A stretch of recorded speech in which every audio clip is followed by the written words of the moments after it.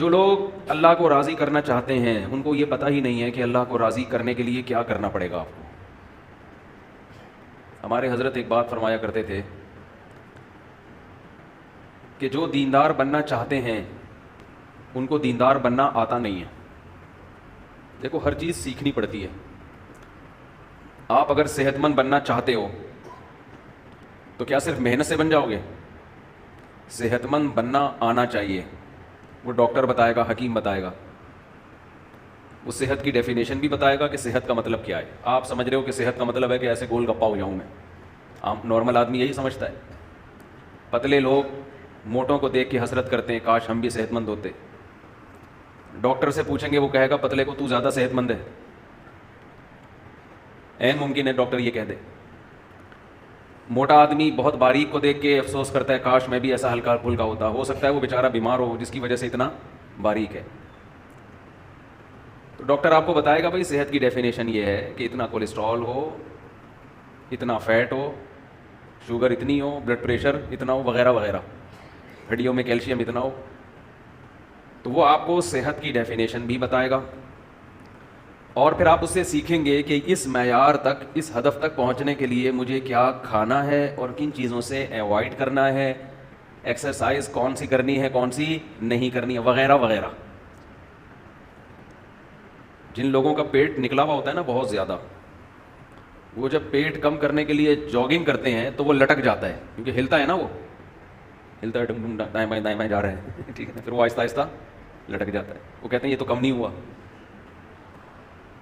تو کوئی بھی چیز ماہرین سے پوچھی جاتی ہے کہ بھائی کون سا کام کس طریقے سے کرنا ہے.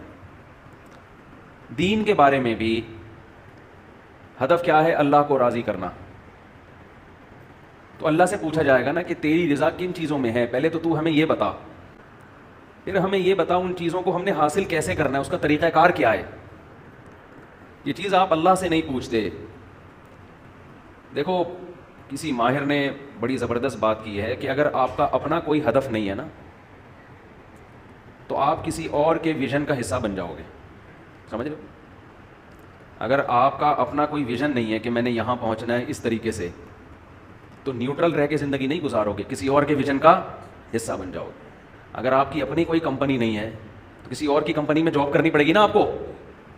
فارغ تھوڑی بیٹھو گے آپ, اس کے کاروبار کو بڑھانے کا ذریعہ بنو گے. تو یا تو اپنا کاروبار بڑھا لو یا کسی اور کے یہاں ملازم لگ کے اس کا بزنس.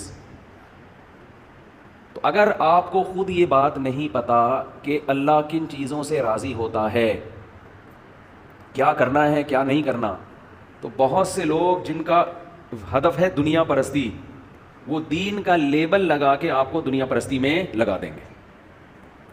کیونکہ ہمارے ہاں گیٹ اپ دیکھا جاتا ہے, سامنے والے کا گیٹ اپ دیکھا جاتا ہے, داڑھی ہو پگڑی ہو. ہمارے ہاں سلسلے دیکھے جاتے ہیں, قادری چشتی لگا ہوا ہو ساتھ میں, اور فلاں کا سجادہ نشین ہے, گدی نشین ہے, یہ دیکھا جاتا ہے, فلاں کا گدی نشین ہے. یہ دیکھا ہی نہیں جاتا کہ جس کو ہم فالو کر رہے ہیں وہ خود دنیا کا عاشق تو نہیں ہے, کہیں وہ خود دنیا پرست تو نہیں ہے. صرف داڑھی ٹوپی پگڑی چہرے کی رونق گدی نشین ہونا کافی ہوتا تو یہ تو یہودیوں میں اس دور میں مسلمانوں سے زیادہ تھی. یہودیوں کی داڑیاں مسلمانوں سے لمبی ہوتی تھیں, اب بھی ہوتی ہیں. ایک طوفان بچھا ہوا ہے فیس بک پہ, ایسے ایسے خطیب ہل رہے ہیں اور لوگ بے وقوف. تو کس کو فالو کرنا ہے, کس کو اپنا باپ بنانا ہے؟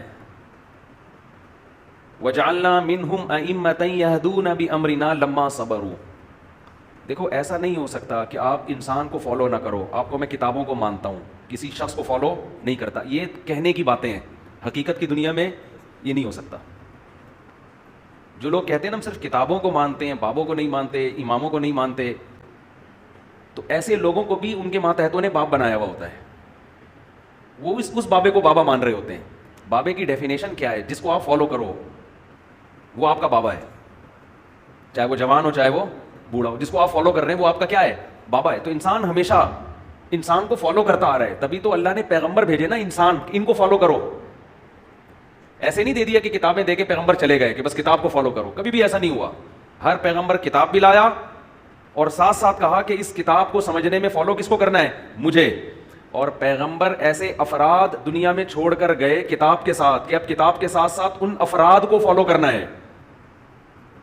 پھر وہ افراد ایسے افراد کو چھوڑ کر گئے, کتاب بھی دے کر گئے اور کتاب سکھانے والے افراد بھی دے کر گئے, اور بتا کر گئے کہ اب کتاب کو سمجھنے میں فالو ان کو کرنا ہے.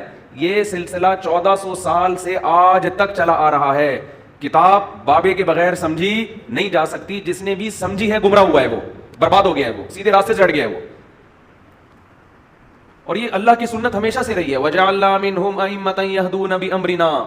اللہ فرماتے ہیں بنی اسرائیل میں ہم نے ایسے امام بنائے تھے جو ہماری ہدایات پر لوگوں کو سیدھا راستہ دکھایا کرتے تھے. عام پبلک ان اماموں کو فالو کرتی تھی. تو پبلک ہمیشہ انسان کو فالو کرے گی, کسی بابے کو فالو کرے گی. بابے کو آپ اپنی ڈکشنری سے نکال نہیں سکتے. نکال دیا تو غامدیت ہے. غامدی بغیر بابے کے قرآن کو فالو کرتے ہیں اور اسلامی تعلیمات کی ایسی کی تیسی کر دی. حضرت عیسیٰ علیہ السلام کی حیات کا انکار کر دیا کہ آسمانوں پہ زندہ نہیں ہے, جو پوری امت کا ہمیشہ سے اجماعی مسئلہ ہے. قادیانیوں کے بارے میں کہہ دیا کہ ہم ان کو کافر نہیں کہہ سکتے. گھمانے کو بہت چیزیں گھمائی جا سکتی. غیر اسلامی ریاستوں کے بارے میں کہہ دیا کہ وہاں جمعہ نہیں ہوتا, کہ جمعہ پڑھانا حاکم کا کام ہے, اسلامی حکومت کا کام ہے. ان سب کے جواب میں دے چکا ہوں. اور پتہ نہیں کیا کیا کیا ہے. قراتوں کا انکار کر دیا, بہت ساری حدیثوں کا انکار کر دیا, اس لیے کہ اخپل طریقے سے قرآن کو سمجھنے کی کوشش کی. ضلوا واضلوا, خود بھی گمراہ اور لوگوں کو بھی گمراہ. حق پرست آدمی جب بھی قرآن و سنت کو سمجھتا ہے وہ کہتے ہیں اسلاف سے کیا تواتر کے ساتھ چلا آ رہا ہے. اور یہ نہیں کہ اسلاف آپ ایک دم 1400 سال پیچھے چلے جائیں. اسلاف کی بھی وہ تشریح جو ان کے شاگردوں نے کی ہو, پھر ان کے شاگردوں کی وہ تشریح جو ان کے شاگردوں نے. یہ سلسلہ ایک سیکنڈ کے لیے بھی ڈسکنیکٹ نہیں ہوا ہے. میں اس لیے بار بار لوگوں سے کہتا ہوں, کوئی بھی شخص اپنے آپ کو عالم کہتا ہو یا یہ کہتا ہو کہ میں قرآن و حدیث کو جانتا ہوں, سب سے پہلا سوال تمہارے بابے کا نام کیا ہے جس سے تم نے قرآن و سنت سیکھا. اور اس بابے کو ہم جب مانیں گے کہ جب وہ اپنے بابے کا نام بتائے, اور اس دادا بابا کو ہم جب مانیں گے جب پردادا بابے کا نام بتائے.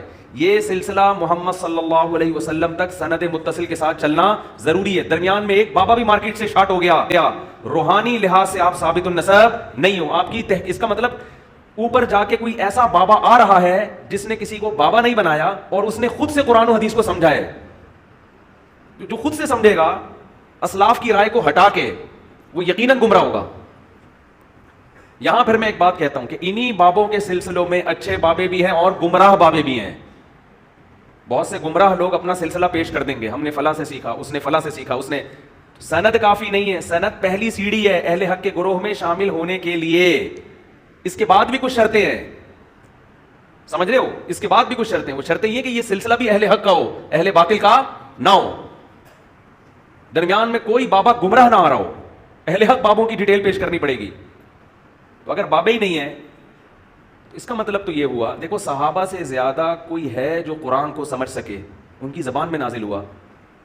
لیکن قرآن کیا کہتا ہے کہ نبی ان کو سکھائیں گے. یعلمہم الکتاب, قرآن ان کو کون سکھائے گا؟ نبی. یہ اخپل طریقے سے سمجھنے کی کوشش نہیں کریں گے, نبی سکھائیں گے, ان کو گائیڈ کریں گے. یہ مطلب ہے اس کا, یہ والا مطلب نہیں ہے, یہ والا مطلب صحیح ہے.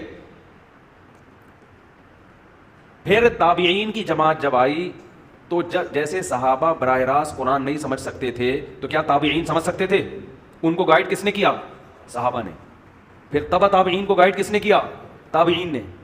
تو یہ سلسلہ صدیوں سے آج تک چلا آ رہا ہے. ہمارے تمام دینی مدرسوں میں جب حدیث پڑھائی جاتی ہے, قرآن پڑھایا جاتا ہے, پوری سندیں آج تک الحمدللہ سب کے پاس محفوظ ہیں. ہاں انہی میں گمراہ بھی ہو جاتے ہیں. تو یہ جو ایک نعرہ لگا ہے نا, میں قرآن و سنت خود سمجھتا ہوں, میں کسی کی تقلید نہیں کرتا, تو یہ خود گمراہی کی سب سے بڑی دلیل ہے. کیا آپ ایک نئے پیدا ہوئے ہیں کیا؟ 1400 سال میں آپ ہیں جو ایک نئی چیز مارکیٹ میں آئی ہے, باقی سارے کیا گھاس کھا رہے تھے کیا؟ لیکن لوگ ایسوں کو زیادہ فالو کرتے ہیں, کہتے ہیں یہ آدمی کسی مسلک سے متاثر ہوئے بغیر قرآن و سنت کی صحیح تشریح کرے گا, اس پہ مسلک کی چھاپ نہیں ہے, اس پہ مسلک کی چھاپ نہیں ہے, یہ تشریح کر ہی نہیں سکتا صحیح. یہ اپنی رائے پہ آپ کو لے کر آئے گا جو پوری امت کے بولو خلاف ہوگی. اور یہ بات خوب سمجھ لیں, مسلک آٹومیٹیکلی وجود میں آتے ہیں. جو اس طرح کے لوگ ہوتے ہیں نا جن پر مسلک کی چھاپ نہیں ہوتی, وہ ایک نیا مسلک لانچ کر رہے ہوتے ہیں. لوگ کہتے ہیں کسی مسلک کو فالو نہیں کرتے, یہ ایک نئے مسلک کی بنیاد رکھ رہے ہیں. جب ان کو 1000, 20,000, 30,000, 1.5 لاکھ لوگ فالو کرنا شروع کر دیں گے تو وہ ایک فرقہ بن جائے گا, ایک نیا مسلک ہوگا, اور اس مسلک کا نام بھی عوام خود ڈیزائن کرے گی کہ اس کا نام کیا رکھنا ہے ہم نے.